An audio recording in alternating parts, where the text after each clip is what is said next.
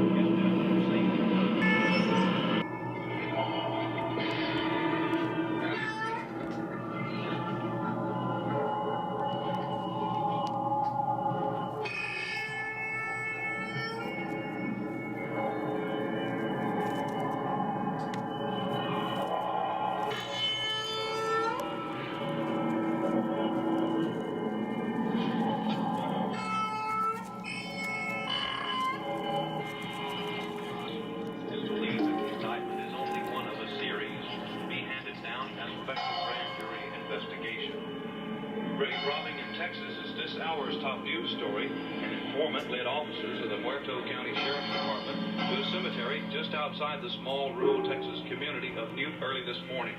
Officers there discovered what appeared to be a grisly work of art, the remains of a badly decomposed body wired to a large monument.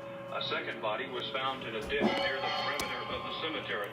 Subsequent investigation has revealed at least a dozen empty crypts, and it's feared more will turn up as the probe continues. Deputies report that in some instances, only parts of a corpse have been removed. The head, or in some cases, the extremities removed, the remainder of the corpse left